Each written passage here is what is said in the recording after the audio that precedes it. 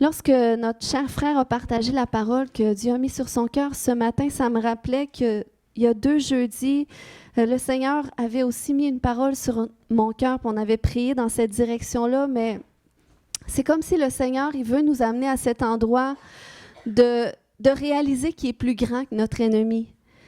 Puis c'est important d'en prendre conscience parce que des fois, quand on est submergé par des attaques spirituelles, par des luttes, des difficultés, ben c'est comme si on voit plus l'ennemi que le Seigneur.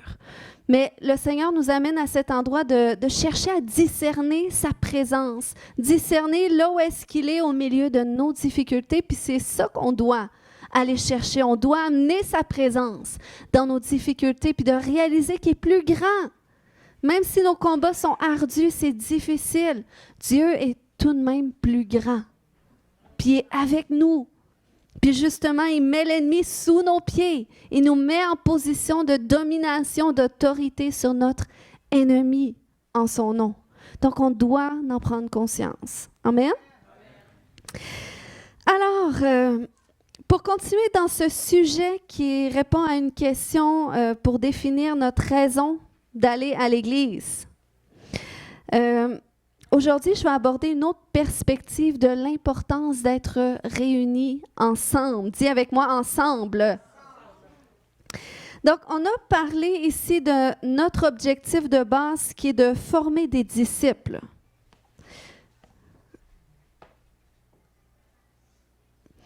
Des gens dont la fidélité, la disponibilité, l'enseignabilité, dont ces vertus-là seront développées jusqu'à maturité pour faire de vous finalement des disciples qui se reproduisent. Parce que rappelez-vous ce mandat que Jésus a donné dans Matthieu 28, 19, allez, faites de toutes les nations des disciples. C'est un mandat à ses disciples. Donc, nous, en tant que disciples du Seigneur, on serait supposés faire des disciples, se reproduire. Et pour ça, on a besoin d'être transformé, notre caractère a besoin d'être travaillé. Puis, l'Église, ça sert à ça aussi. C'est pour ça que le Seigneur, qui nous sauve, il nous joint aussi à une famille pour qu'on puisse grandir ensemble spirituellement, pour qu'on puisse aussi bénéficier des 5 ministères que le Seigneur a fait don à l'Église pour l'édification du corps de Christ. Donc, l'Église, c'est important pour ça.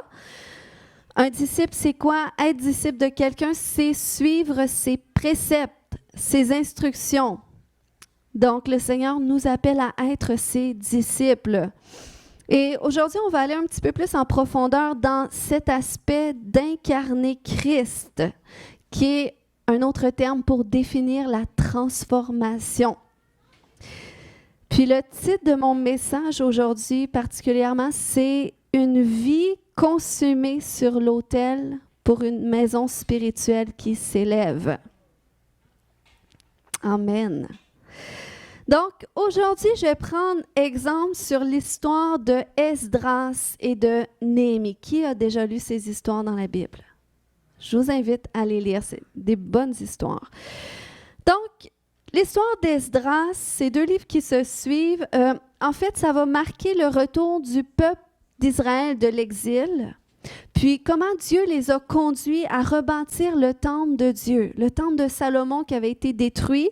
Dieu les a conduits à rebâtir ce temple-là en commençant par l'autel d'adoration qui avait été détruit. Ensuite, l'histoire de Néhémie va s'enchaîner pour lorsque c'était venu le temps d'amorcer la reconstruction des murailles de Jérusalem qui étaient elles aussi détruites. Puis, ce qui est intéressant, c'est que ces histoires vont figurer notre appel à nous aujourd'hui à reconstruire l'autel, le temple et la cité de Dieu. OK?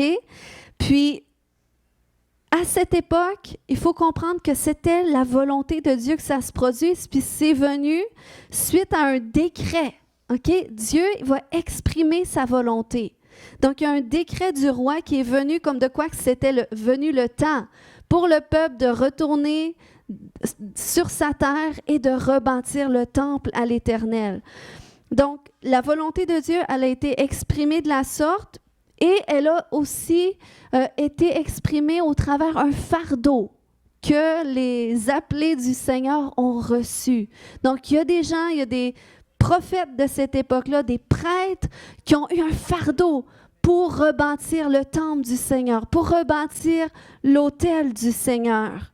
Puis après ça, Néhémie, c'est lui qui est venu pour entamer cette reconstruction des murailles. Eh bien, lui aussi, il y a eu un fardeau du Seigneur. Ça va nous dire dans Néhémie 1:4, lorsque j'entendis ces choses, que les murailles étaient détruites, je m'assis, je pleurai et je fus plusieurs jours dans la désolation. Je jeûnais, je priais devant le Dieu des cieux. Donc, lorsque tu as un fardeau pour quelque chose et que c'est imminent, OK, que quelque chose qui doit se produire par rapport à une situation, puis tu le portes à l'intérieur de toi, même si tu voudrais l'éteindre, tu n'es pas capable parce que c'est un fardeau qui vient de Dieu et c'est le temps pour qu'il y ait des choses qui se mettent en place. Amen. Puis, je crois que de plus en plus, nous, en tant qu'Église, on va être agités de l'intérieur. Y a-t-il des gens déjà qui peuvent comprendre qu'est-ce que je dis? Est-ce qu'il y a des gens qui ont déjà ressenti ça? Je crois que le Seigneur va nous agiter de l'intérieur de plus en plus dans ces temps dans lesquels nous sommes parce qu'il nous appelle à incarner sa volonté d'une façon particulière et vraiment définitive dans les temps dans lesquels nous sommes. Et même en tant qu'Église, OK? Donc, je parle individuellement, mais aussi collectivement. Notre vision en tant qu'Église, elle n'a pas changé par rapport au... Notre vision, c'est le salut de cette région. On veut voir cette région être sauvée. Puis, notre mission, une partie de notre mission, c'est la transformation de cette nation. On veut voir cette nation qui marche dans les plans de Dieu, qui marche dans sa destinée. Puis, on croit que ça commence par un individu à la fois. Donc, c'est là le rôle de l'Église qui est important. Ces choses-là, ça ne change pas, mais notre façon de l'incarner, puis vous allez voir, plus les semaines vont avancer, il y a différentes stratégies qui vont être mises en place pour qu'on puisse se mobiliser plus concrètement. Mais pour ça, OK, le Seigneur nous appelle à faire de l'espace, puis je vais partager une parole que j'ai partagée en début d'année qui venait du Seigneur. Puis je ressentais, parce que là, on rentre dans le 3e trimestre, puis que cette parole-là puisse être une invitation de voir, mais où est-ce que je me situe par rapport à ça? Est-ce que j'ai fait quelque chose pour mettre en application qu'est-ce que Dieu demandait? Donc, le Seigneur avait dit, début 2025, vous avez été fidèles dans les petites choses. Maintenant, il est temps pour vous de rentrer dans les plus grandes que j'ai pour vous. Cet élargissement de bâtiment, donc c'était à cette époque, est aussi symbolique de l'élargissement que je fais dans votre vie pour me faire plus de place. J'ouvre une petite parenthèse. Le bâtiment, ça n'avait pas fonctionné finalement. Les portes se sont fermées. Je veux juste vous dire qu'on est dans d'autres démarches d'élargissement. J'en parle pas plus parce que c'est trop tôt, mais vous le saurez, ce que je vous invite à faire, c'est de prier. Priez avec nous pour cet élargissement parce que c'est le plan de Dieu. Donc, il dit, cet élargissement de bâtiment est aussi symbolique de l'élargissement que je fais dans votre vie pour me faire plus de place à ma volonté, à ce que je valorise, pour que vous puissiez rentrer dans les plus grandes choses que j'ai pour chacun de vous. Vous êtes mes enfants et tel que je compte tous vos cheveux, chaque détail de votre vie est passé en revue. Je me soucie de vous et je veux que vous réalisiez que je rémunère ceux qui me cherchent. Il a dit, beaucoup ne me cherchent pas par crainte d'y perdre quelque chose à laquelle ils y attachent de la valeur, mais ce qu'ils ne réalisent pas, c'est que le prix qu'une personne paie pour me chercher et faire ma volonté, je lui rémunère non pas comme le monde le fait. OK? Je donne une mesure serrée, secouée et qui déborde. Je donne beaucoup à celui qui me cherche beaucoup. Amen. Donc, le Seigneur nous appelle à un élargissement intérieur pour qu'on puisse vivre un plus grand déversement du ciel dans notre vie terrestre. Amen. Alors, on revient à cette histoire d'Esdras. Donc, cette histoire de reconstruction d'autel et du temple. Ce qui est intéressant, c'est que cette histoire va figurer que le rétablissement de la mission du peuple de Dieu en Judée a commencé par la reconstruction d'un autel à l'Éternel. Donc, par la reconstruction d'un lieu sacré, où est-ce que sa présence pouvait venir au moyen des sacrifices qui étaient offerts à Dieu. Donc, là, ici, qu'est-ce que je suis en train de vous dire, c'est que c'est une priorité pour Dieu. Reconstruire l'autel qui vient à l'Éternel. Et ici, ce n'était pas un appel seulement à une action individuelle, mais collective. Ça veut dire dans Esdras 3 que quand arriva le 7e mois, les Israélites étaient installés dans leur ville. Alors le peuple se rassembla à Jérusalem comme un seul homme. Dis avec moi, un seul homme. Josué, fils de Yotsadak, avec ses collègues les prêtres, et Zorobabel, fils de Sheltiel, avec les gens de sa parenté, se mirent à l'œuvre et reconstruire l'autel du Dieu d'Israël pour y offrir des holocaustes selon ce qui est écrit dans la loi de Moïse. Et ça dit, malgré leur peur des populations locales, donc il y avait des résistances, il y avait des luttes, ils rétablirent quand même l'autel sur ses anciennes fondations. Et ils y offrirent des holocaustes à l'Éternel, ceux du matin et ceux du soir. Donc, cette histoire illustre le désir du cœur de Dieu de rétablir d'abord son autel dans notre vie. Ce lieu où est-ce que sa présence peut venir siéger en toi. Puis aujourd'hui, ce n'est pas des sacrifices d'animaux qu'on offre à Dieu, comme à l'époque, où ce n'est pas non plus des sacrifices d'œuvres humaines, parce qu'on n'est pas jugé par nos actes, mais on est jugé par notre foi en Dieu. C'est de tels sacrifices qui plaisent à Dieu, les sacrifices qui viennent de notre cœur qui est en Jésus. Puis la Bible va dire que c'est des sacrifices d'adoration qui plaisent à Dieu, des sacrifices de louange dans Hébreux 13:15. Par lui, offrons sans cesse à Dieu un sacrifice de louange, c'est-à-dire le fruit de lèvres qui confesse son nom. Donc, c'est le type de sacrifice quotidien que le Seigneur désire.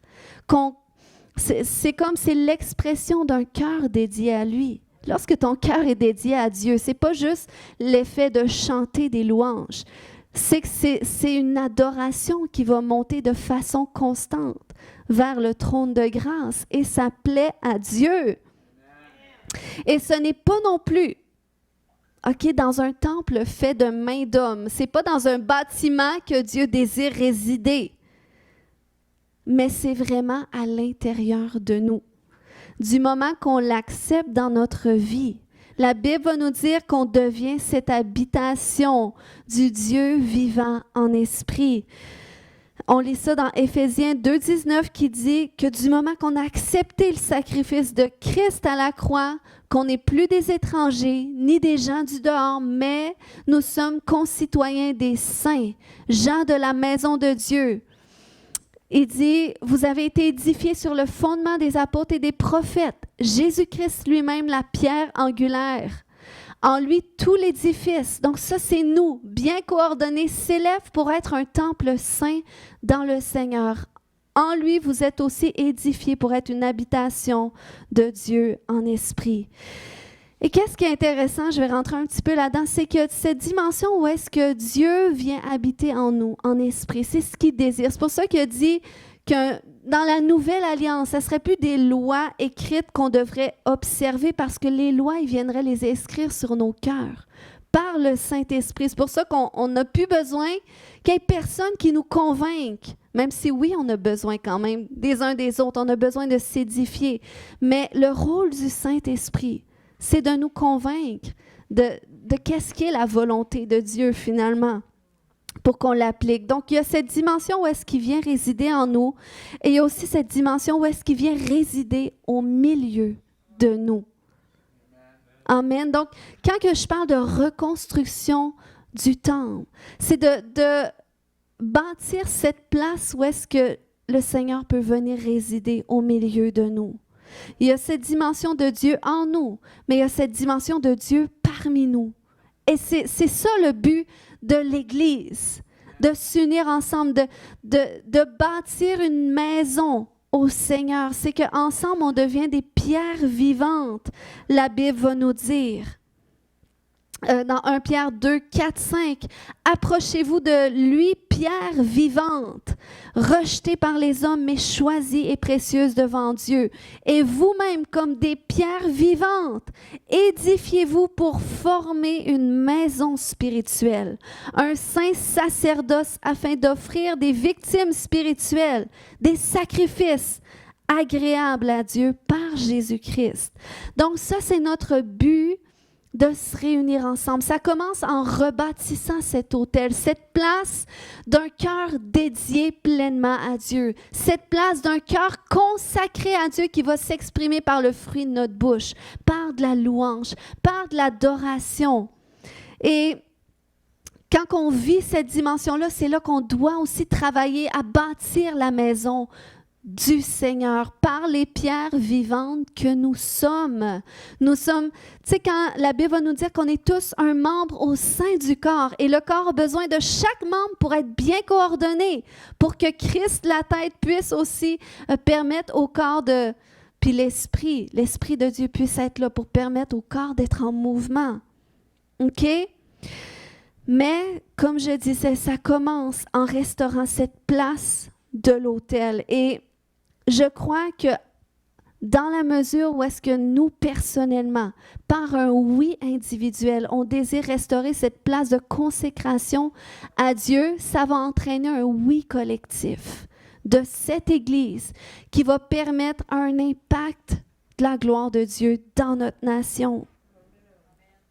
Mais ça prend qu'on vienne ensemble avec une même vision, un même langage associé à cela, ce langage qui est écrit dans la parole de Dieu. OK?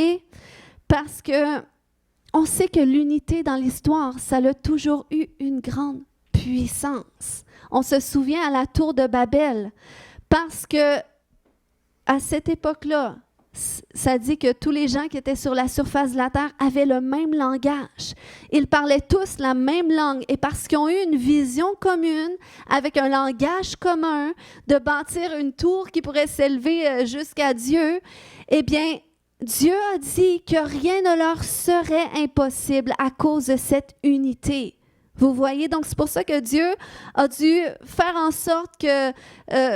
De disperser ce peuple-là en leur donnant tout un langage différent, ce qui a fait en sorte qu'ils ont dû se séparer pour qu'ils ne parviennent pas à accomplir leur plan qui aurait été néfaste. OK?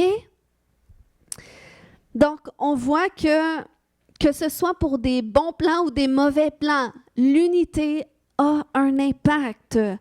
Puis, qu'est-ce qui est intéressant, c'est que Jésus, lorsqu'il est venu, il n'a pas parlé d'unité, mais il a parlé du fait d'être un. Et il y a une différence. Il a parlé d'union, un seul cœur, une seule voix, un seul homme. Puis il a prié le Père, il a dit, je leur ai donné la gloire que tu m'as donnée dans Jean 17, 22, 23, afin qu'ils soient un comme nous sommes un. Moi en eux et toi en moi, afin qu'ils soient parfaitement un et que le monde connaisse que tu m'as envoyé. Donc, vous voyez, l'union comme telle, c'est un témoignage pour le monde, pour qu'ils sachent que Christ est venu. Il dit, afin que le monde connaisse que tu m'as envoyé et que tu les as aimés, comme tu m'as aimé. Puis, l'accomplissement de cette prière que Jésus a faite, ça a été possible à partir du jour de la Pentecôte. Parce que dans Actes 4:32, ça va nous dire que la multitude de ceux qui avaient cru n'était qu'un cœur et qu'une âme. Vous voyez? Puis on se souvient, quand tu lis le livre des Actes, tu vois comment Dieu agit d'une façon glorieuse, comment les âmes se convertissent, comment est-ce que des églises qui ont été fondées un peu partout à cause de ça, à cause de l'Esprit de Dieu qui faisait en sorte qu'il n'était qu'un cœur et qu'une âme. Et regardez, nul ne disait que ces biens lui appartinssent en propre, mais tout était en commun entre eux. Puis dans la suite de ce passage, on va voir que c'est tous leurs biens qu'ils ont mis en commun. Inquiétez-vous pas, ce n'est pas une future stratégie là, que j'annonce. On vend toutes nos maisons. Non, non. Mais je crois que ça figure quelque chose d'intéressant pour nous ici. Le fait qu'ils ont décidé de mettre tout en commun. Je crois que le Seigneur nous appelle à mettre tout en commun d'une façon figurative, nos visions en commun, nos agendas en commun, nos rêves en commun, nos dons en commun, nos talents, d'amener ça ensemble pour former la maison spirituelle que le Seigneur désire, pour que sa présence puisse venir au milieu de nous et impacter notre nation. Amen. Donc, je crois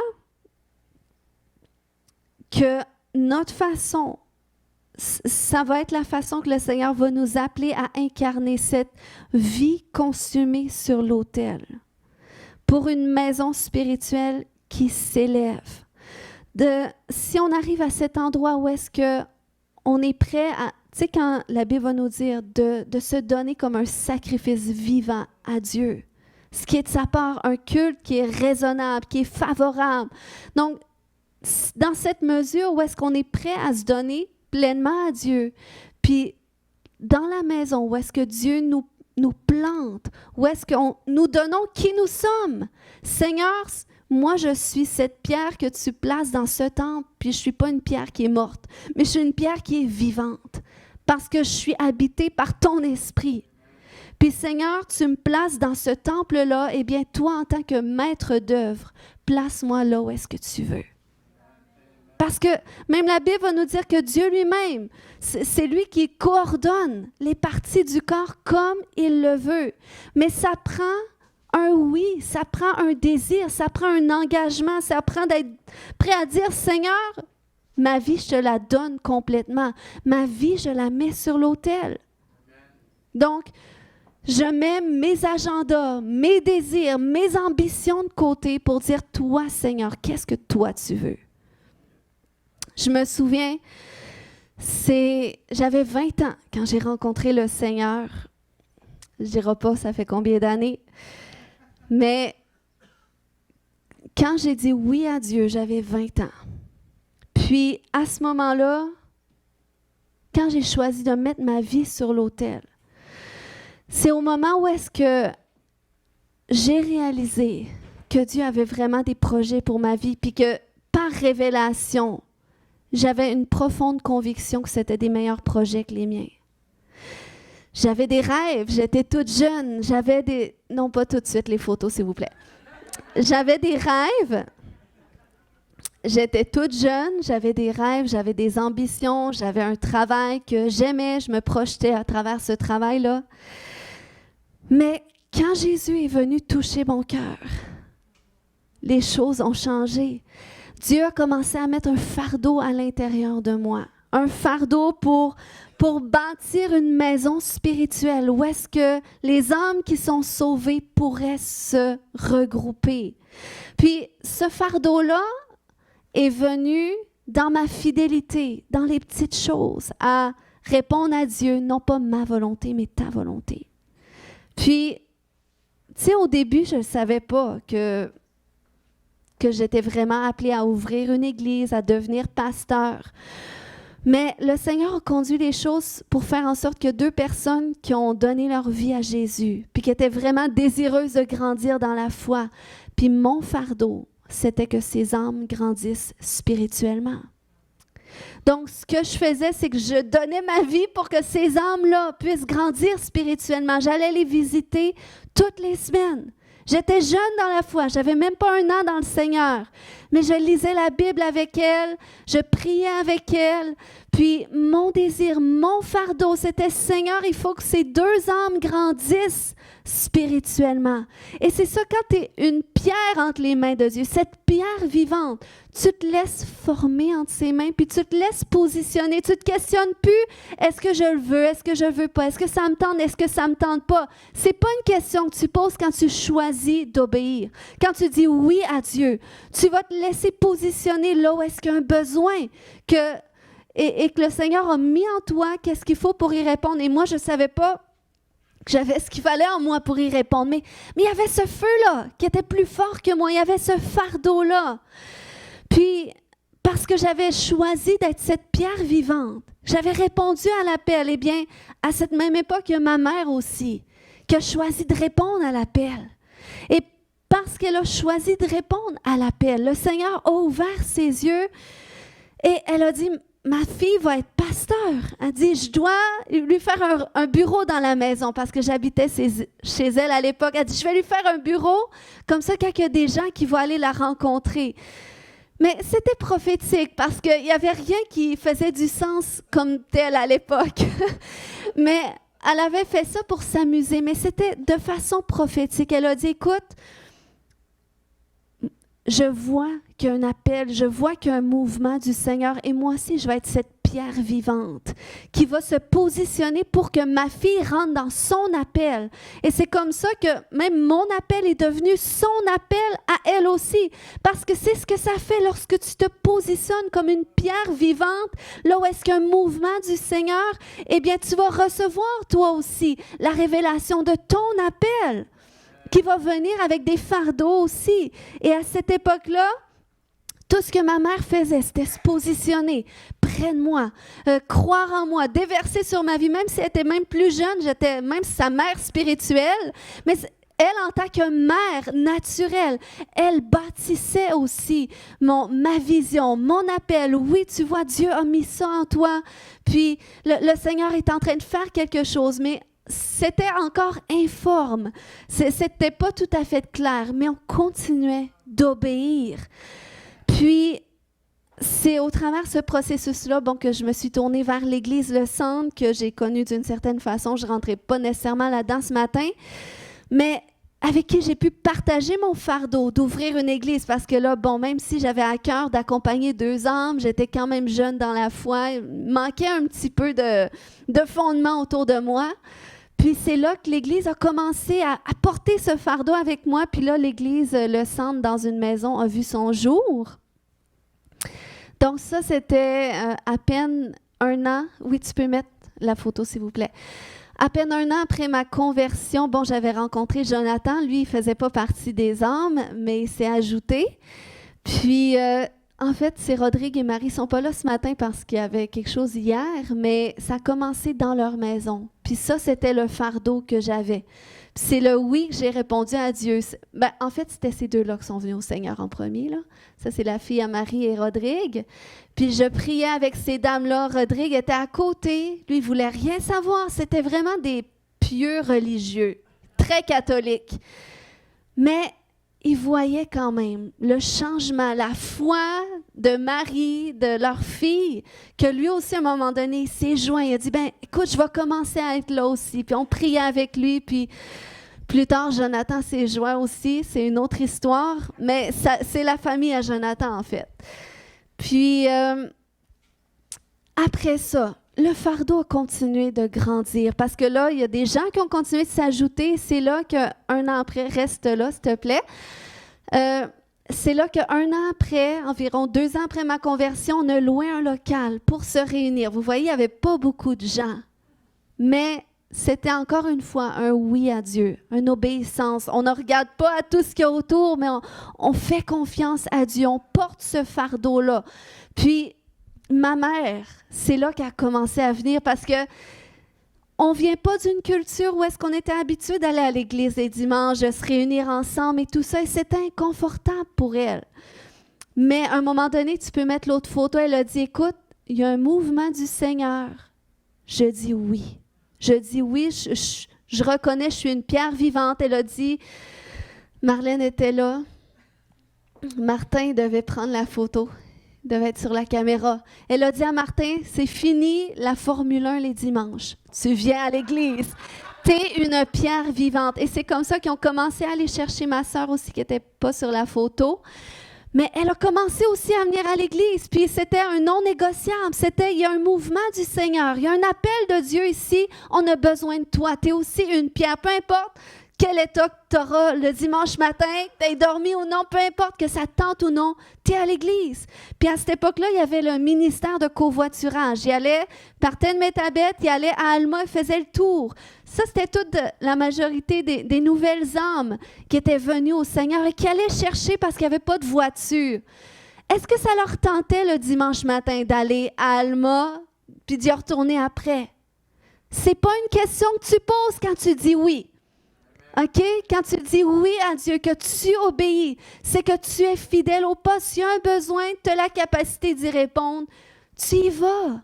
Et c'est comme ça qu'en portant ensemble, en étant ces pierres vivantes même, le Seigneur a mis des fardeaux aussi. Un jour, Marlène a dit, écoute, ça prend des louanges parce qu'on suivait des louanges à l'écran. Et c'est là qu'il y a un fardeau pour ça qui est venu. Et elle a commencé à s'acheter plein d'instruments. Puis, ça faisait pas de sens, mais c'était prophétique parce qu'elle voulait qu'il y ait des louanges, mais c'était le cœur de Dieu. Et tu comprendras que quand tu dis oui à Dieu, quand tu acceptes d'être cette pierre vivante, il y a des fardeaux que tu vas porter, même pour sa maison, parce que c'est le cœur de Dieu. Oui, Dieu veut habiter en toi, pour te faire du bien, mais il veut aussi habiter au milieu de toi. Il veut habiter au milieu de nous, pour nous faire du bien, puis faire du bien aux autres à l'extérieur aussi. Puis, c'est là que le Seigneur a mis ce fardeau, puis elle a porté pendant des années, puis il n'y avait aucune louange. Puis à un moment donné, elle accompagnait les louanges à l'écran, avec un micro, elle était chantre. Mais c'était une façon de se positionner. Puis moi, je veux te relancer cette question aujourd'hui. De quelle façon est-ce que tu te positionnes prophétiquement par rapport à ton appel? Qu'est-ce que tu mets sur l'autel qui peut être consumé par le feu de Dieu? Qui peut être d'une agréable odeur. Puis à cette époque-là, je vous dis, le Seigneur a transformé ma mère et Martin. Il les a bénis, il les a fait du bien. Puis c'est à cette époque-là que mon frère, pasteur Nathanaël, a répondu à l'appel. Oui, il y a eu cet aspect qu'on a prié pour lui, on a déclaré. Oui, on reconnaît que Dieu est souverain à son appel. Mais c'était tout un combat ardu. Mais parce que eux, le Seigneur, il voit tes besoins. Il voit tes besoins. Mais quand tu réalises que, écoute, Seigneur, dans ta parole, tu dis que si je te fais de toi mes délices, tu vas me donner ce que mon cœur désire. Et là, Seigneur, il y a un mouvement, il y a un appel que tu as, un appel collectif. Je choisis d'être là, d'y répondre, de mettre tout sur l'autel. Son feu consume. Et c'est là que sa bénédiction peut venir en retour aussi parce que tu es là à cause de ton oui. Et c'est ce que Dieu veut faire. Il veut bâtir une maison spirituelle qui s'édifie, qui s'élargit et qui a un témoignage pour les gens autour. Dieu est vivant. Amen. Puis, bâtir une église, c'est pas juste une affaire traditionnelle ou religieuse, mais c'est vraiment une mission. Une mission où est-ce que Dieu peut venir se manifester au milieu de nous pour le salut. Amen.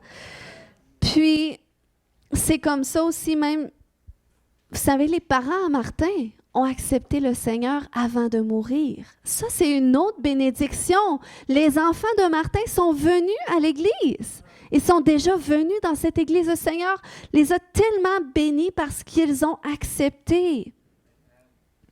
Puis moi, je veux vous encourager aujourd'hui à poser à Dieu comme question, qu'est-ce que tu m'appelles à mettre sur l'autel? Qu'est-ce que je peux venir mettre en commun pour que ta maison, ce lieu où est-ce que tu veux habiter en esprit, là où est-ce que tu veux te manifester de façon collective, qu'est-ce que je peux amener?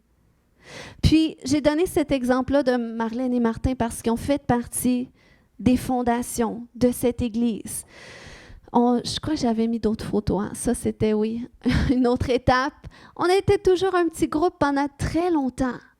Mais on était ces pierres vivantes qui étaient là pour venir jusqu'à aujourd'hui former cette maison spirituelle. Oui, ça, vous voyez, il accompagnait les louanges à l'écran. Mais c'est ça. Lorsqu'on est fidèle dans les petites choses, dans nos petits oui, Dieu nous bénit.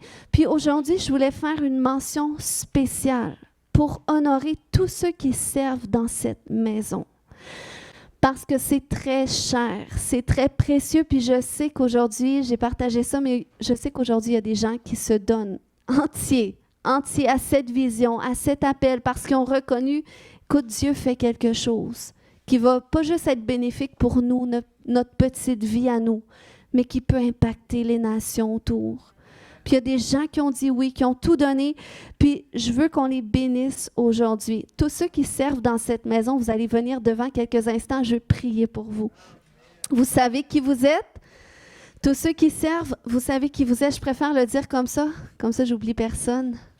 Mais tous ceux qui servent, peu importe le département où est-ce que vous servez, je veux vous bénir parce que si ce n'était pas de vous,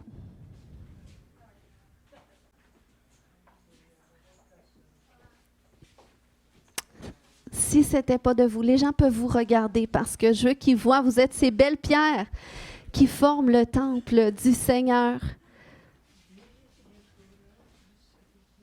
Puis c'est grâce à votre oui qu'on va continuer de s'élargir, qu'on va continuer de s'édifier. Amen. Amen. Donc, vous voyez, ça, c'est la maison de Dieu. C'est la maison de Dieu, puis je veux vous dire merci. Marilyn, on ne la voit pas beaucoup, mais est une pierre qui est vraiment ancrée au niveau de l'éducation chrétienne. Puis, est-ce que c'est parce qu'elle voulait? On a vu, ce n'est pas une question qu'on se demande. Quand on choisit de dire oui, quand on choisit d'être disponible et de se donner pour que la maison de Dieu puisse s'édifier, se bâtir. Alors, je veux vous remercier pour tout ce que vous faites. Ça, c'est la doyenne. C'est celle qui a prié depuis le début pour tout ça. Si ce n'était pas d'elle, peut-être qu'on ne serait pas ici. Mais je veux vous remercier vraiment sincèrement pour votre oui, pour être toujours là, toujours fidèle. Oui, Martin en fait partie. J'ai demandé de rester. Vous voyez, il a dû dire oui encore une fois. Mais j'aimerais qu'on étende les mains vers eux aujourd'hui, puis qu'on les bénisse parce que je crois qu'à cause de votre oui, le Seigneur veut augmenter. Il veut augmenter ses grâces, ses bénédictions, puis c'est aussi les sacrifices que vous faites, les sacrifices tous les lundis soirs à l'intercession. Peu importe tout ce que vous faites, c'est grand. La louange, les pratiques, les dimanches, arriver tôt. Tout ce que vous faites, c'est précieux. Fait que Seigneur, je veux te remercier pour la vie de tous ceux qui servent dans cette maison.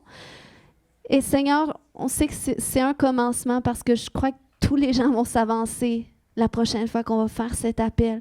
Mais Seigneur, on veut les bénir aujourd'hui pour leur vie, pour leur oui, Seigneur. Puis, si le Seigneur ce matin vous a appelé là, c'est parce que il a accepté le sacrifice que vous avez fait. C'est parce que c'est un sacrifice qui lui plaît.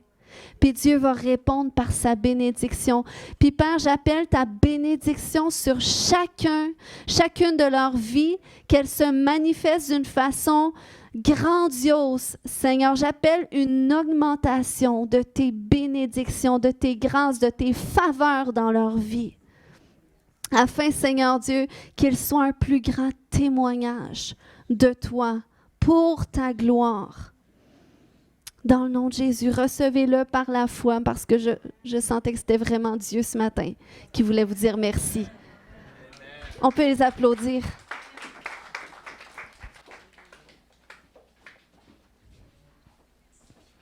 Amen.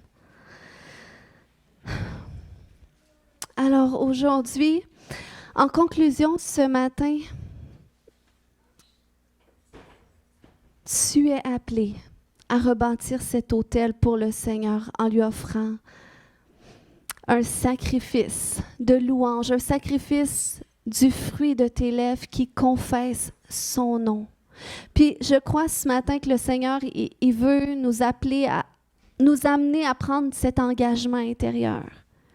De vraiment lui bâtir cette place puis le protéger aussi, cette place. Parce que oui, des fois, on le bâtit, mais on ne le protège pas nécessairement. Il y a des choses qui viennent pour nous distraire finalement de notre appel premier, qui est d'adorer le Seigneur, de lui offrir nos louanges, de simplement le garder au centre de notre vie. Puis on est appelé aussi à bâtir sa maison en devenant ces pierres vivantes qui va permettre au temple de s'édifier, qui va permettre à sa présence de marcher au milieu de nous. Puis ce matin, je sens qu'on doit simplement rentrer dans un temps de prière. Est-ce qu'on peut se lever tout le monde ensemble? Kaya shoro komatada. Kaya shote. Seigneur, je veux te remercier pour la vie de chaque personne. Seigneur, tu les aimes tellement, tu es tellement fier. Le Seigneur est tellement content de votre premier oui que vous lui avez donné, de choisir de l'inviter dans votre cœur. Parce que ça commence là. Puis si il y a quelqu'un qui n'a jamais fait cette prière de donner sa vie à Jésus, d'inviter Jésus au centre de sa vie pour le connaître. Parce que peut-être tout ce que j'ai dit ce matin n'a pas fait de sens pour toi parce que tu as besoin que Jésus vienne au centre de ta vie, puis lui-même, il va te révéler qu'est-ce que je viens de dire. S'il y a quelqu'un qui n'a jamais fait cette prière, tu aimerais prier ce matin pour inviter Jésus au centre de ta vie. Tu peux lever la main où est-ce que tu es. Et on va prier ensemble. Kaya shotodo. Kaya shorikemata. Kaya shote de mata. Kaya shoto. Jésus, c'est notre seule assurance d'être sauvé. C'est notre seule assurance que si on meurt demain, on s'en va retrouver le Seigneur. Il est notre espérance d'une vie meilleure, d'une vie transformée. Et s'il y a quelqu'un ici qui aimerait inviter Jésus au centre de sa vie, on peut faire cette prière d'une façon collective, lui dire « Seigneur Jésus, je te demande pardon pour tous mes péchés. Viens dans mon cœur, viens dans ma vie. Je t'accepte aujourd'hui comme le Seigneur et le Sauveur de ma vie. » Amen. Alléluia. Kaya shote. L'autre jour, j'étais dans un temps de prière avec le Seigneur, puis il y a cette pensée-là qui m'est venue, tu sais, quand Jésus disait « Tout ce que le Père est à moi, tout ce que le Père a est à moi. » Puis, je m'étais mis à déclarer ça. Tout ce qui est à toi est à moi, Seigneur. Tout ce qui est à toi est à moi. Mais là, j'ai reviré la phrase, j'ai dit tout ce qui est à moi est à toi aussi. Parce que si tout ce qui est à lui est à moi, ça veut dire aussi que tout ce qui est à moi est à lui. Puis, cette compréhension-là m'a amené à réaliser que, wow, tu sais, pour les choses dans notre vie, des fois qu'on peut lutter avec, les choses qu'on ne veut pas se défaire, nos petites idoles de notre vie, si on réalise que ben, si je les donne à Dieu, ça veut dire que déjà il y a une attache qui va se défaire avec ces choses-là, que je peux avoir de la misère à me défaire. Puis ça vaut pour toute notre vie entière. Tout ce qui est à moi est à toi, mon Dieu. Tout ce qui est à moi est à toi. Puis ça ne veut pas dire que en disant ça, tu perds ta vie, parce que Jésus lui-même a dit que celui qui perdra sa vie pour lui la trouvera, la sauvera. Donc, Seigneur, aujourd'hui, je sens qu'on doit faire cette prière. On doit dire, Seigneur, tout ce qui est à toi est à moi. Ton autorité, ta gloire, Seigneur, c'est à moi, parce que tu l'as dit. L'amour que le Père éprouve envers toi, Jésus, il l'éprouve envers moi aussi. Donc, tout ce qui est à toi est à moi. Je suis co-héritier avec toi, Jésus. Tout ce qui est à toi est à moi. Mais aussi tout ce qui est à moi est à toi. Tout ce qui est à moi, tout ce que je cherche à protéger, à garder, Tout ce que je chéris dans ma vie est aussi à toi. Oh, je sens qu'il y en a qui doivent simplement, prophétiquement, offrir sa vie encore à Dieu. Exprimer. Je sens qu'en disant ça, c'est comme s'il y a une bonne odeur. C'est une offrande d'une bonne odeur qui s'élève vers le trône de grâce ce matin. Kaya shote. Kaya shote. Oui, Seigneur, tout ce qui est à nous est à toi. Et prends tout, Seigneur. Prends tout de nous. Et Seigneur, de la même façon que tu l'as fait pour nous, Seigneur, que du moment qu'on t'a dit oui, du moment qu'on a répondu à ton appel, du moment qu'on a commencé à bâtir ta maison, tu nous as révélé d'autres appels, Seigneur, où tu as mis en nous des fardeaux, Seigneur. Tu as révélé vraiment notre identité, Seigneur. Je prie que ces choses se produisent aussi pour tes enfants, dans la mesure qu'ils répondent à cet appel, dans la mesure qu'ils se rendent disponibles pour bâtir ta maison. Je prie, Seigneur, que tu déverses en eux les fardeaux que tu as pour leur vie. Les projets que tu désires qu'ils accomplissent, qui vont te glorifier.